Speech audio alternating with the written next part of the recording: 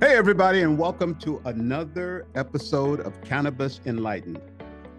I'm your host, Dr. Leroy, and today we've got a extremely interesting guest that we're going to be talking with for maybe 30, 40 minutes today. But before I do that, I wanted to share with everybody that over the last couple of weeks, I've been on a couple of different panels and talking about cannabis and what cannabis is and what it is not. And I got to tell you that people are really interested in cannabis, not necessarily taking it or smoking it or drinking it, but they're starving for information about cannabis. And I love to go out on the panel discussions and talk about cannabis and try to answer some questions. Some I can answer and some I cannot. And on that note, I've got someone here who his business is information, print information, probably verbal information, but he is the editor and publisher of New York Cannabis Insider. That's right. I said New York, not San Diego, New York Cannabis Insider. Brad Racino is our guest today, and I am extremely interested in what he has to say. He's a dynamic personality, and I'm just so pleased to be able to have him as our guest today. Welcome, Brad. Thank you very, very much for having me. I'm really excited to talk to you. Great, great. So, Brad, as we start off, let's do an introduction. Who is Brad and what makes him so significant, other than he's editor and publisher of a well-known, dynamic um, news piece? Tell us about Brad. Sure. Um, I'm a native New Yorker. Grew up here up until I was in my late 20s. After college, bounced around and had a lot of very strange jobs, which eventually actually helped me become a better reporter. But right out of college, I started selling vacuums, and then I opened up a fine art gallery, and then I moved to the Bahamas, and I was an underwater shark videographer. Then I came back, I worked at a TV station, did a bunch of other stuff in between, but I was a photographer at heart, actually, for many, many years, and got into TV as a videographer and an editor. And while I was in TV, I got to work with a lot of reporters and see their process and see the access that they could get, but also see some of the impact that they could have on communities and on lives. And I really liked that. It really spoke to me. And I ended up going to grad school in my late 20s, thinking I was going to study photojournalism. Mhm. But when I got there, within a couple of weeks, I got talked into investigative reporting, and Ah, I absolutely just fell in love with it from the start. I was very, very lucky to have some mentors in school who kind of took me under their wing, showed me a lot of tips and tricks, and allowed me to kind of do my own thing. And I just fell in love with it. And after that, I had been to San Diego maybe I was like 20 or 21. And I remember telling myself, I was walking in Ocean Beach at the time, and I said, I have got to find a way to live here. And, and so part of my master's degree was finding an internship. And so my first thought was, there's got to be, please let there be one in San Diego. And so I reached out, and luckily enough, I was accepted as an intern at a very small nonprofit called Investigative. At the time, it was called Investigative News Source. And it was me, the executive director, and at the time, and I think maybe one or two other reporters. And they kind of, again, let me do my own thing, spread my wings. My editor at the time said, let's just throw spaghetti at the wall, see what sticks. Let's try new things, be innovative. And over the next 9 or 10 years, I kind of grew to be the senior investigative reporter there, the assistant director, assistant editor, and we wow. went from a staff of about three to, when I left last year, it was, I think we were 17 or 18 strong. And Wow. it was really unique in that all of us were responsible for not only doing reporting for the web, but also for doing radio and TV. Our primary partner there in San Diego is KPBS. Mhm. So they are the NPR and PBS affiliate. So everything we did was across web, radio, and TV. And so I got to do, look into everything from Oh, transportation to the seaport development on the North Embarcadero to yeah. lawyers that were doing some shady things to local government, everything.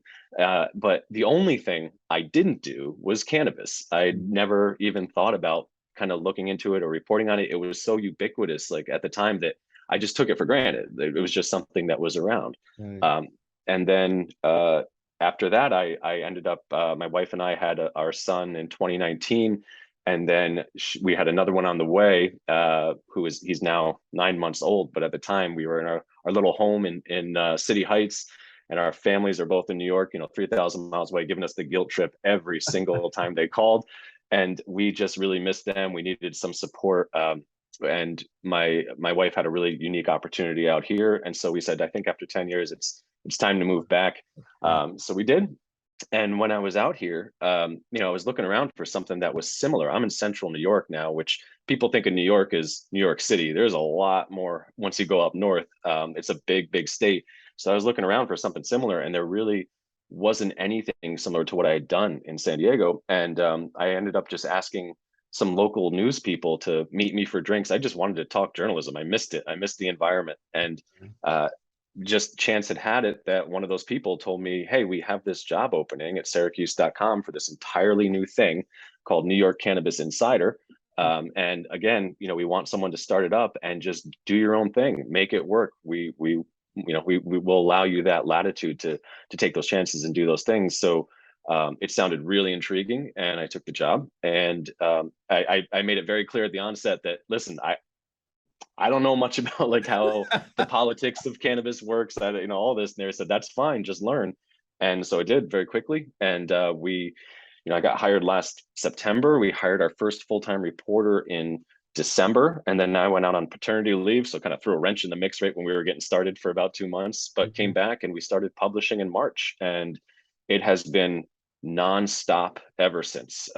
It's me, my full-time reporter. We have a summer intern that we got through the Dow Jones News Fund that we're thankful for them for supplying, and then kind of the marketing team on the newspaper side. But really, it's just our little tiny team, and we are trudging along and trying to deliver the news that matters, that no one else is looking into, and hold some people accountable for some promises that are being made right now.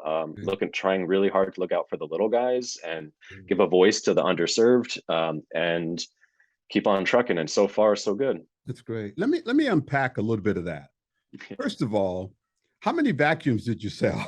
A lot. I was really good. I was very good. So were you I can still do my sales spiel from when I sold them. I'm not going to do it, but I can still tell you everything about that vacuum. Well, were you the guy that knocked on the door when the door opened, No. threw in the dirt? No. And they vacuumed? I wasn't the traveling guy, but my dad actually told me a long time ago, back when he was like 20, he was the Electrolux traveling vacuum salesman. So must have a little bit of vacuum people in our blood. So like father, like son. Yeah. Okay. Well, I'm glad you didn't stick there. I'm glad that you were able to move on and pursue your dreams. You said you did some investigative reporting here in San Diego, correct? Correct. What was one of the more interesting, investigative pieces that you did when you were here? I think most of them I find interesting because that's why I did them. They struck something about me, but I really, really loved a series that I'd worked on over many years that I would dip my toe back into once in a while on the waterfront, on San Diego's waterfront, and the public land, and the North Embarcadero. I still remember this, like I think it was 20 something years ago. Wow. There was a plan to keep that land public, to make it for the people, have parks and walkways and all this stuff, and bit by bit over the years, all that public land kept getting taken away from the people behind the scenes, until when it was finally built, the Broadway Pier was this massive thing.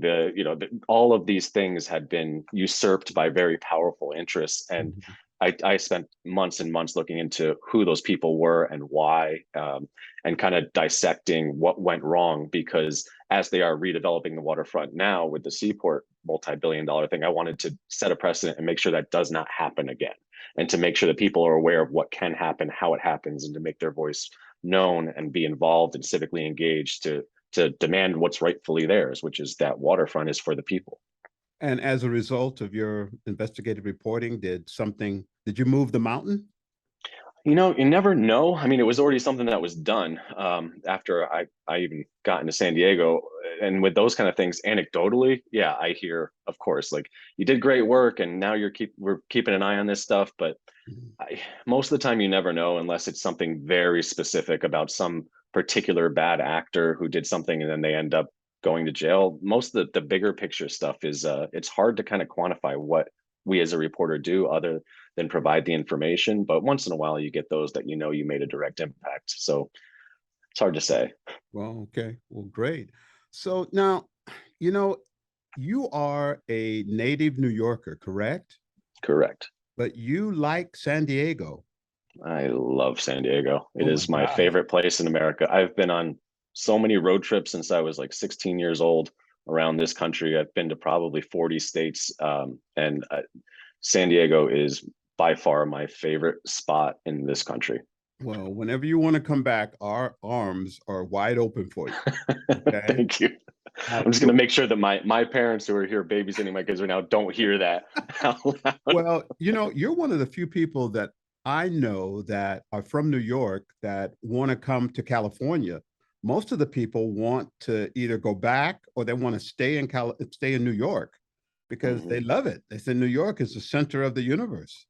Yeah, it's just two totally different mindsets, and I think I like both of them. New York is fast paced, it's aggressive, it's in your face kind of thing, and San Diego is the complete opposite. But I love both of those things. Sometimes I want to be that aggressive in your face person. Sometimes I just want to clock out, eat a burrito, go to Pacific Beach, just do nothing and relax. Now, I'm suspect of the kind of Mexican food you can get in New York. I don't want to make any New Yorkers mad, but we got Mexican food here in San Diego that is the cat's meow.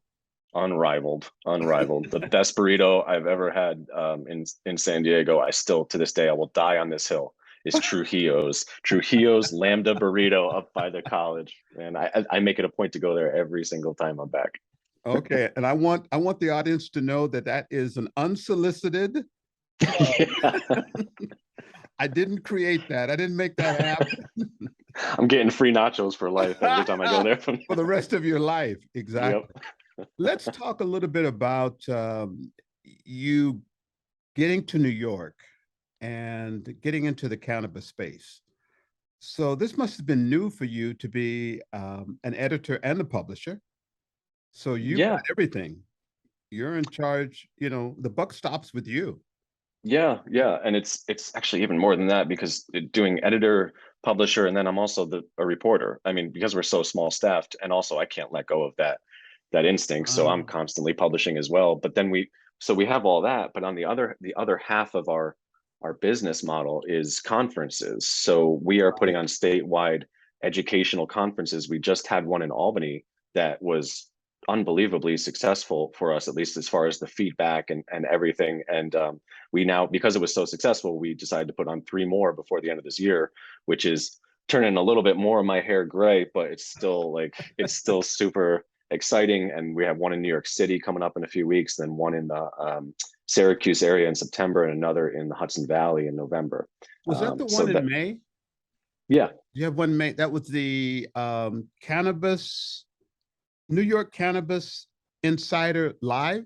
Or, yeah, that was okay, us. was that it? Was that you? Yep, Okay. yep, I saw that and I thought maybe it was another entity, but I was going to ask you if that was you. So, yep, that was what us. started that?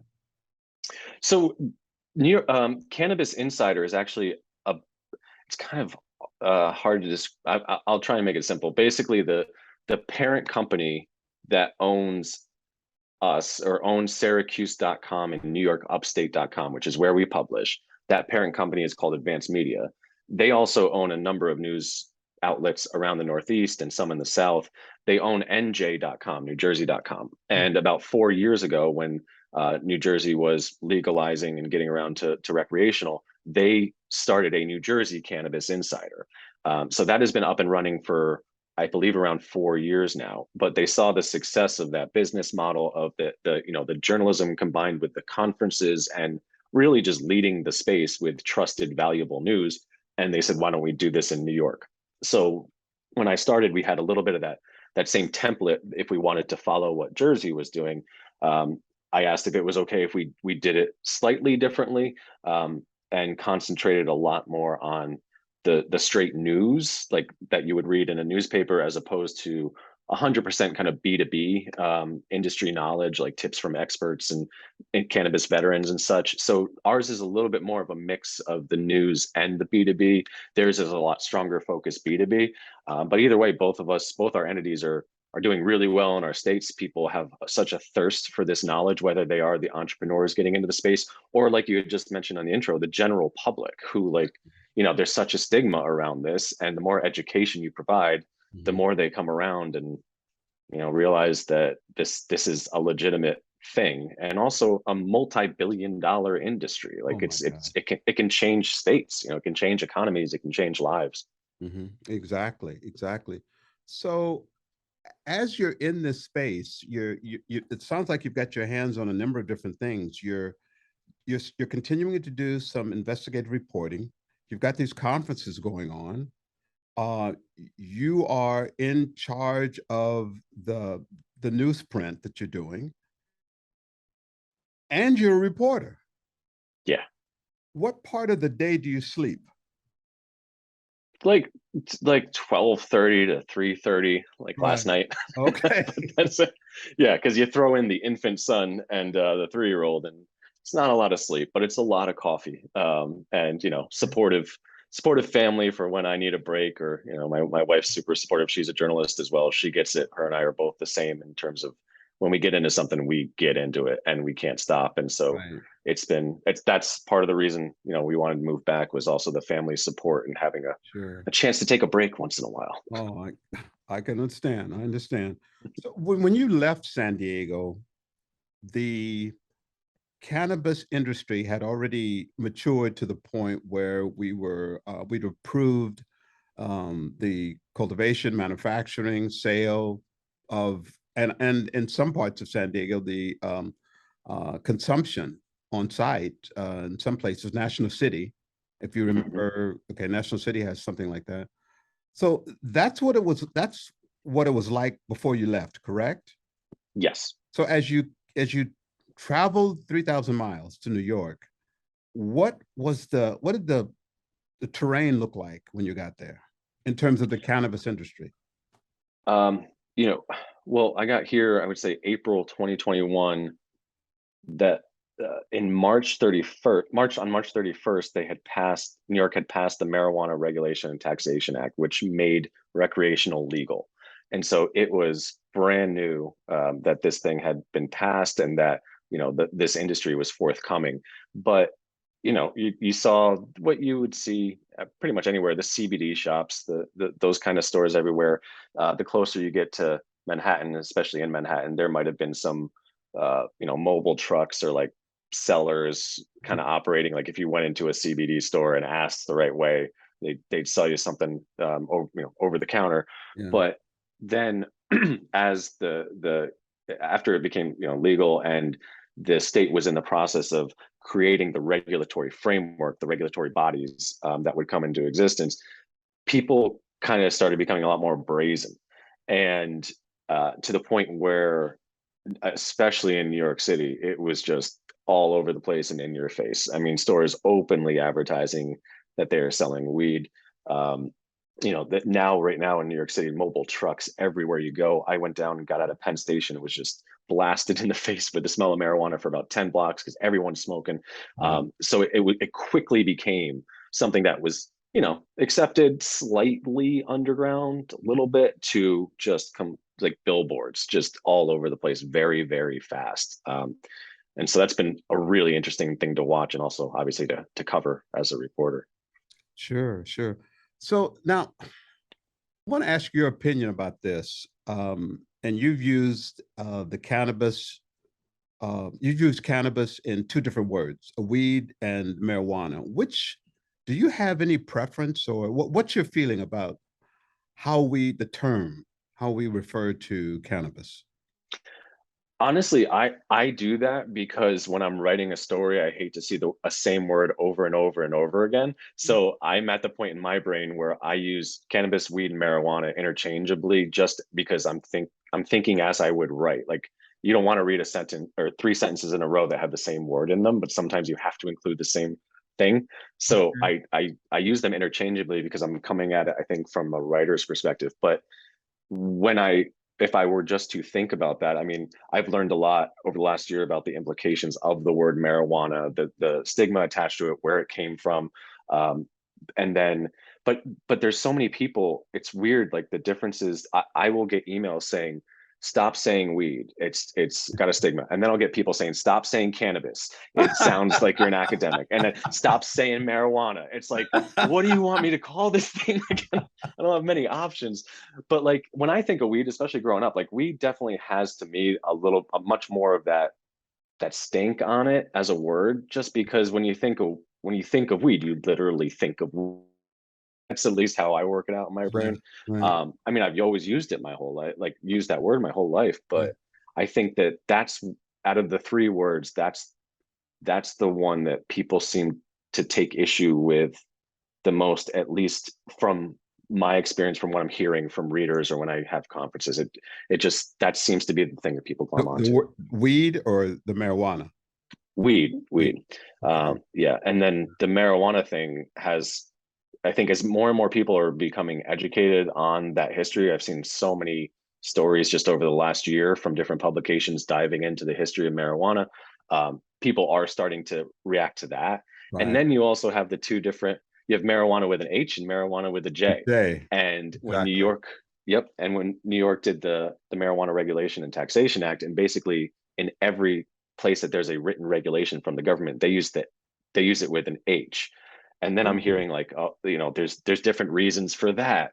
And so I'm still figuring this out, man, but it's Right, confusing. right. You know, when I go out, I always say cannabis or the flower. And what I'm trying to do is to let the plant grow up from the weed and marijuana to cannabis. Let it grow up to cannabis because that's what it actually is. And it seems to be more acceptable to people that would normally kind of say, "No, that's an illegal drug. I don't want anything to do with that." But when I talk to them about cannabis and the fact that there are other ways to consume it and use it other than smoke it, I seem to get a more positive response. Hmm. And I've noticed when I read marijuana in a newsprint, or if I hear them talk about it on the news, um, it's not necessarily positive, Hmm. And I'm thinking, are they saying that to bring more notice to it? Marijuana as opposed to cannabis. So Hmm. uh, I, I I know there are a lot of people that are legacy users who marijuana is that's all they've known. Hmm. Cannabis to them, sometimes they say, "What are you talking about?" Hmm. you know. So it's interesting to hear your take on it. There's also a different thing that I bet a lot of people don't know, but in the news, especially, well, mainly with digital publications, if you're reading something online, Mhm. those three words have very different rankings for search traffic. Uh, So if you go to Google Trends, which is a free website you can go to, and type in the word cannabis, mhm, type in the word weed, and type in the word marijuana, you'll see the search traffic differences, and they're extreme. So the most searched for word is weed, the mhm. second is marijuana, and cannabis is a far third. And so I think a lot of places will opt for either marijuana or weed just because it's more likely that someone will find that story if they're searching, like, where do I buy medical marijuana? Their story is going to rank much higher if they call it marijuana as opposed to cannabis. And so there's a little bit of a reasoning behind that, at least for us. Like we've noticed in like different headlines generating those words, legal weed versus legal marijuana versus legal cannabis, it Mhm. it it yields very different results for how people find our story, where they come from. So it's kind of it's a little insidery, but Sure. that's why we do it. I like the way you're looking at it. That's it's kind of changing my mind a little bit. I try to still get people to say cannabis, but I think the word marijuana is going to be around for quite a while. Um, Yeah, I think you're right. whether it's good or bad, it's just it's there. Hmm. there. Now, you've done quite a few stories on cannabis, marijuana, weed. And I've read quite a few of them. What story comes to mind that is the most interesting or provocative to you? Um, Most interesting. So at the moment over the last few months, I have been really interested in the medical industry here in New York and what is happening to that as the focus shifts to recreational. And so about a month, maybe a month or two ago, I did a story about kind of how the medical industry here is kind of collapsing for patients, at least the for like not the businesses that are selling it, but what's happening to patients who have been using this for years as the state shifts its focus and kind of stops paying attention to them. And what you're seeing is these numbers of registered patients go down and down and down, and their access is really bad. I mean, there in New York, there's only 10 organizations that are registered and legally allowed to sell medical marijuana. And like I said really earlier, this is a huge, huge state. And I think there are 38 medical dispensaries in this entire state. And this is a state of 18 million people. And so as this medical side kind of worsens, that has very real effects on people's lives who are using this as medicine. And so the quality of the flower that they're getting, the drive times they have to go through, delivery services that are no longer operational, the prices, like all of this, as one thing goes up, as the recreational market rises, you're seeing this, but no one's really paying attention to what's happening to these medical patients. So I've been trying to maintain a focus on their stories as well as we're focusing on recreational, but making sure that we don't lose sight of the fact that hundreds of thousands of people in the state use this for medicine. Like they rely on this. And so that's been one of the things that I think has been, I guess you'd call it provocative, because it didn't. I'm sure it didn't make Right. the regulatory body happy that I was focusing on that. But Well, yeah. In your mind, is the medical cannabis stronger or weaker than recreational? um, I I don't know for I honestly don't know. I've only been to one, one or two medical dispensaries here in the state, Hmm. uh, but it's probably actually not as strong because the recreational right now, because we don't have legal sales yet, the recreational is all coming from California. I mean, if you go into New York City and ask for weed at one of these bodegas, every package they bring out is California, and it's super high THC. And Yeah. um, but I couldn't say for sure. I don't know. Hmm. Hmm. The kind of thing that I recommend to people if they're trying an edible or a salve or lotion is something that's 1 to 1. So not just all THC. And I Hmm. agree with you that the THC is the big thing. People, whenever someone I talk to about, cannabis, and I say, well, what do you know about cannabis? And they'll say, well, it gets me high. So I know right away they're talking about, the high THC. Um, Hmm. and it sounds like that's what a lot of people are looking for in New York, something with high THC. Um, Yeah, I think some people are, but there's a lot of people who also, especially on the medical side, who are very specific about what they're looking for very specific reasons. I have glaucoma, I have right. sciatica, I have knee pain, and they have spent months, years trying to find that perfect balance that works for them. Mhm.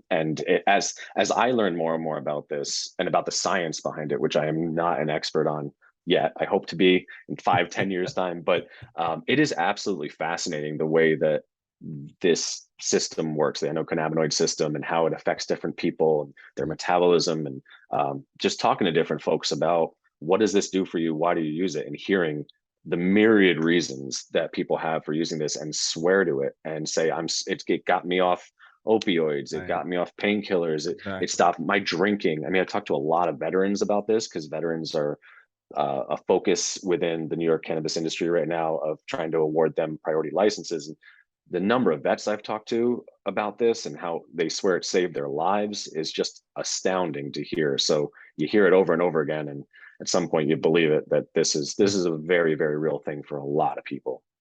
Absolutely, absolutely. Now, you talked a little bit ago about the regulatory Mhm, part of this, which is coming from the government, mhm. I imagine. So, how is that moving with respect to the illegal market? That is a fascinating question. And so, okay, so let me think about how to set this up. So the regulatory bodies that were enacted that came about in October are the Office of Cannabis Management, which is like the actual agency that writes the regs and sends letters, will license all that. And then their oversight board is called the Cannabis Control Board. Most of the time, we just refer to the office as like the Office of Cannabis Management. When they came on board, or when they came around last October, they made it very clear on the outset that they wanted to prioritize folding in legacy to make sure that they weren't kind of seen as just putting their foot down on this market that for decades has dominated. And they wanted to fold them in, listen to them, find ways to incorporate them in the legal market, all of that. But as time went on, especially since I think April or May of this year, they started getting a little more heavy-handed, and they made waves back in March. The office did by saying that they sent out like dozens and dozens of cease and desist letters to these gray market operators. Right. The really another interesting thing for me about this is right now there is this gray market. We don't even refer to it as the black market. It's gray because it's not clear if what they're doing right now is illegal. If you straight up sell to somebody, that's illegal. But what all these people are doing is gifting. They're selling you a sticker for 15 bucks or 60 bucks, and then you get an eighth as a gift. And the state regulatory body says definitively that is illegal. You can't do that. However, we went out and surveyed a bunch of different DAs around the state because they're the people who would prosecute this and said, what's your view on this? Interestingly enough, there was no unanimous view. Some said this is completely legal. We would never prosecute someone for doing this. Others said this is completely illegal. And so we're in this weird zone where I don't feel comfortable calling what they're doing illegal at all because no one, like the attorney general in the state of New York, will not come out and just say this is legal or this is illegal. And until someone like that does, I don't feel comfortable, having a brand new regulatory body tell me that what someone's doing is completely legal. But also, the way they're going about this, there seems to be a divide within the own office of if what they're doing is right or wrong by clamping down on these operators because they're turning a lot of them off from the idea of being folded in, of coming into this new environment and going legal.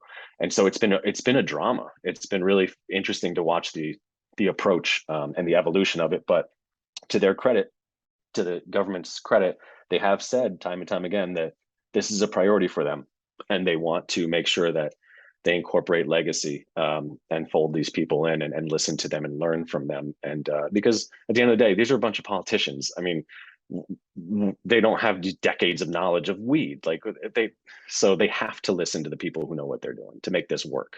I always tell this story when I taught for a number of years. I taught a class called The Business of Cannabis, and I had to prep for it. And generally, when a professor preps for a class, you read a number of different books, okay, to get you ready. There were no good books to read to prepare me for The Business of Cannabis. I literally had to go to conferences and talk to people and listen to the experts and vendors and so forth. But very quickly, I learned that the real experts on cannabis are in prison Yep. because they know the most. Yep. Everybody else is kind of like a Johnny come lately, unless you're a legacy person who did your time and you're out, or that you were lucky enough that you didn't get caught. Mm-hmm. So your legacy people, are they grandfathered in with, are they awarded a license, or is that a thing? The license, do you have to have a license to sell?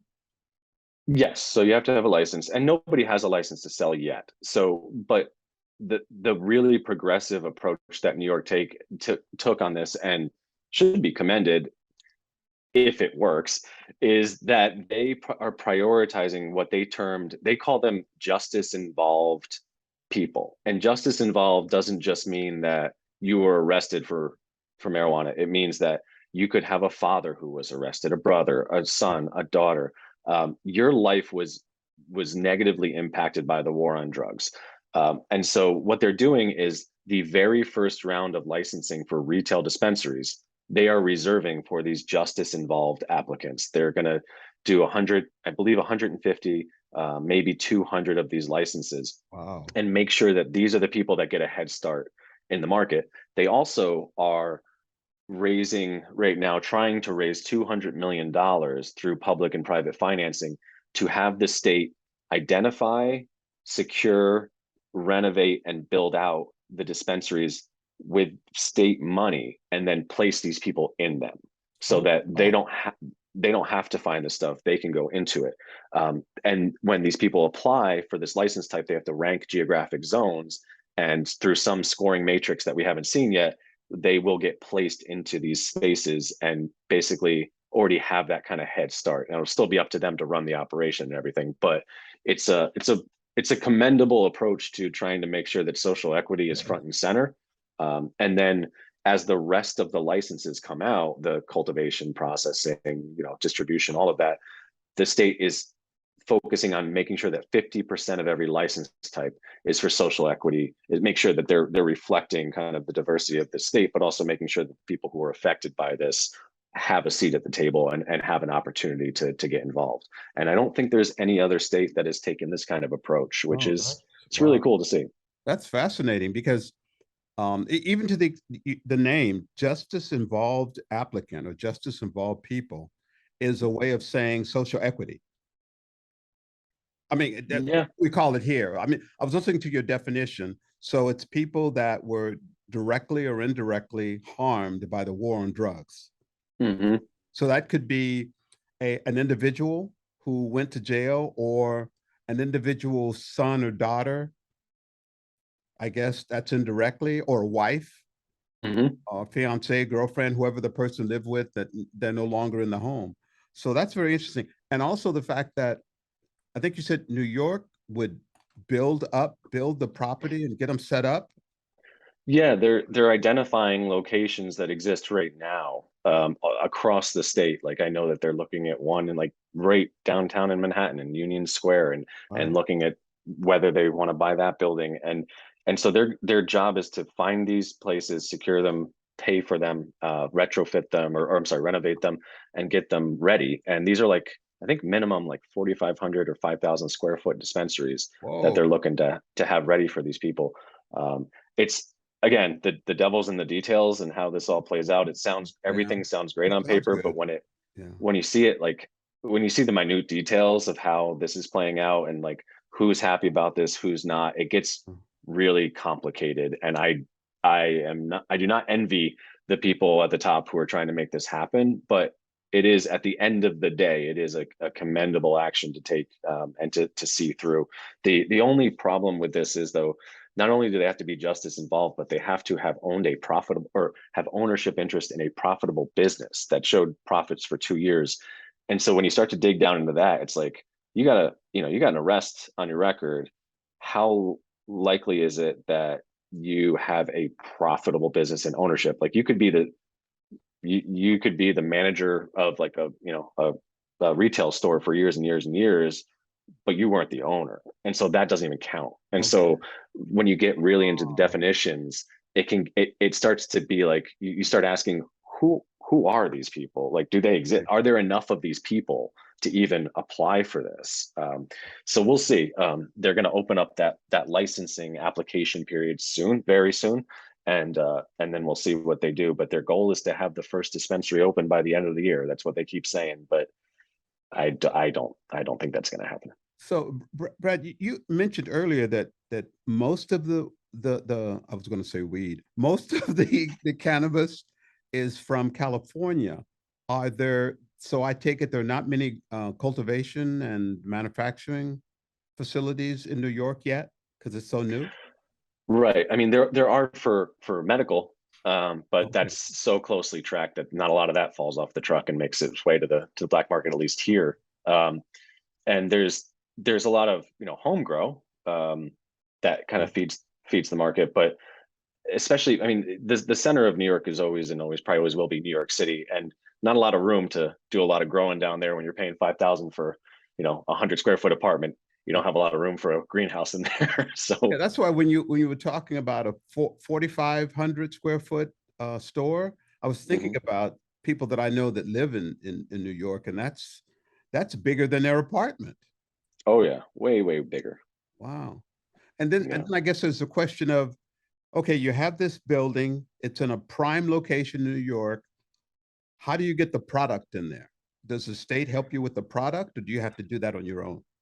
There's a lot of unanswered questions about that right now, and we are trying to get answers for people on this. That the Office of Cannabis Management has been, um, they haven't been as open as they should be uh, recently about, and I think it's because they're figuring this out, and that's fine. I keep telling them just say that, just say we're working Yeah. on it, but instead it's a lot of just not answering things. But I talked to a lot of people who are going for this initial license type just this week. Yesterday, I was talking to two different people downtown, and they have so many questions of, yeah, how Yeah. do we get this product into our store? Who do we buy it from? I mean, everything has to be bought from New York growers. This is a Yeah. self-contained system that they're setting up. But then they say, how do we differentiate our product from that guy's product if we're selling the same thing?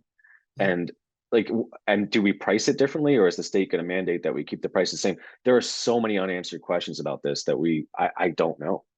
It sounds to me like they might be trying to import some expertise from maybe California or Colorado, some of Washington state, some of the areas that have been involved in this already. Uh, Hmm. in Yeah, order to go ahead. I was going to say they have been talking. I mean, at least the government body has been, I know, talking to everyone that they possibly can in and out of state to learn. I mean, why wouldn't you do that? Lessons learned. Mm, What went wrong in California with, overgrow or too right. much product? Well, all this stuff. What can we learn? But they are being very serious about this is New Yorkers first, and so we don't want big companies coming in from out of state initially at all to dominate this market. So they want to kind of build it from the little guys on up. I mean, they're not even letting medical transition to recreational for a while. Like it's built into the regulations that they can't do that because they're already vertically integrated. The medical operators here are completely vertically integrated. That is not allowed under the new recreational laws. You cannot be vertically integrated. You have to get one of these license types. You can either be retail, you can be a cultivator, you can be a processor, but you can't be all of them unless they have one license type called micro business, and that one you're allowed to, but you're Sure. not going to be a billionaire off the micro business license the way they're setting it up. Wow. That's that's really interesting. I think that here in California and what I've been reading that the retail stores that are doing better have some type of vertical integration so that they have a pathway from cultivation, manufacturing, to be able to get their product on a regular basis. If not, then you're at the mercy of where you can get product from. So Yeah, if one part of that chain fails, then you're that done. affects you, right? Yeah. Absolutely. Now, I'm assuming that the tax is very lucrative for New York. That's one of the reasons why they again wanted to do this because it's bringing in millions, and I'm going to use the B word, billions of dollars. So, are they tax? The illegal market isn't taxed. I'm Right. I'm guessing, Right. Right. but There's no one to tax them. Yeah. yeah, but so the tax to the state to the city come from the legal market. And I would imagine that's being, checked real closely to make sure that people pay their taxes. Yeah, it will be. Again, like the system isn't even operating yet, but the way they have it set up, New York is taking this approach that they're going to tax by THC content, which Ah, depending who you talk to, that's either a terrible idea yeah, or it's a great idea. I'm not an accountant. I'm not even going to opine on that because I have no idea. right. But like they're going to do it that way. And then the licensing fees and the taxes that come in on retail are going to go back into this fund that will be allocated to different counties and municipalities based on whether they have those operations going there. But also a part of that fund will go back toward the social equity mandate and be reinvested in communities that were impacted by the war on drugs. And they're actually they've set up a cannabis advisory board, like a 18, I think, member board that will help oversee this fund that is made up of all different individuals, not just government people, but health. And I think some radio personality from Hot 97 on New York City is on it, and like labor and all these different people to make sure that that fund does what it's supposed to do, which is help people who should be helped by this. So it'll be interesting to see what happens with those taxes over time. Sounds like they're building a big bureaucracy for cannabis. And I hope it works out. What we're going to have to do is check back with you in about a year or so, provided you're still in New York. I don't know. I'll either be in studio or yeah, if you're here, you can come into the studio. You'll have to let us know. But yeah, I want to check back with you in about a year or so to find out what's going on. But it sounds like you're going to be continuing to do some really big things. You mentioned some conferences earlier. What's the latest conference that's coming up? So we have one on August 23rd in New York City in Midtown. That one's a very small, we're testing out these kind of more informal get-togethers where it's a lot of it is most of it's networking, but then we will have one panel discussion at this one, and that topic is going to be around these first round conditional licenses and these retail spaces that the state is identifying potential problems with this, but also why people like it, why they don't, and just kind of have that conversation, because there's, like, again, I said, there's such a lack of information, and people just want answers. They just want to know, especially entrepreneurs who they may be borrowing money from their family just to pay the fee to apply for this thing, and they want to make sure this is right for me, this makes sense. Like, one of the guys I talked to the other day, he's like, "Oh, I'm gonna get this license and then I'm gonna expand my store." And I was like, "You can't keep this store. Like, if you get that license, you got to move wherever they tell you to go." And his jaw just dropped. And like, he's not alone. There are so many of these people who just don't know what's going on, and it's not really their fault. They just need good information. So that's what we're focusing on in August. I tell people that, and this is just basic stuff, that you could put $500,000 towards a license in a store, the whole venture. You could put $500,000 towards it. And if things don't go right, you've lost $500,000. I mean, that you can't get it back. So you've got to be ready to belly up to the table and say that if I lose this, I'm good. I won't die. With the knowledge that what you're doing is you're investing in the industry, and so that you'll make your money back. But there's also that part where you might not make it. It might not come back to you. Yeah, it's a heck of a risk being among those first people to dip their toe in these waters here in New York. It's got to be scary and exciting, and I can't imagine. So for us now, you're going to be our expert. So we're going to come back to you in about a year to see what the temperature is. Can you, before we sign off, can you tell the audience how can they get a subscription? How can they get in touch with Brad Racino? What would they have to do? You can just Google New York Cannabis Insider, and it'll bring them to our website. We have a couple websites. We're trying to clean one of them up. There's one, if you just type in NewYorkCannabisInsider.com, it'll bring you to something. But if you want to see all of our stories and what we're working on, that one is at NewYorkUpstate.com/cannabis-insider. It's a little confusing, but if you just Google, you'll find us. And what we do is we have a subscription, a paid subscription, but that is about 30-40% of our stories are for only subscribers. We try and keep the rest of it free for everybody, especially the news that is you would want to know, even if you're not invested in this industry. It's about politics, it's about health, it's about whatever. We try and keep those free. And then the really insidery, wonky kind of things, like the meat and potatoes, that's what we have for subscribers. So we have a free newsletter, shows all of our stories every day. We're publishing basically 4 days a week, so they can subscribe to that for free. I'm on Twitter, I'm on LinkedIn, I'm all over the place. I'm everywhere. All right. All right. It sounds like you're going to have to cut down your sleeping from 12 to 3, maybe 12 to 2. Yeah, yeah. Just up my coffee and Red Bull content and make sure to get to the gym. I'm sorry, they can get to the gym, he says. Oh my gosh. Well, thank you very much, Brad. I appreciate the time that you've spent, been so gracious with your time to let us know what's going on in New York with respect to the cannabis industry. And like I mentioned a few minutes ago, I do want to come back with you and see what's happening later on. I would love that. And this has been fantastic. Thank you very much for having me. Okay. Olas Media.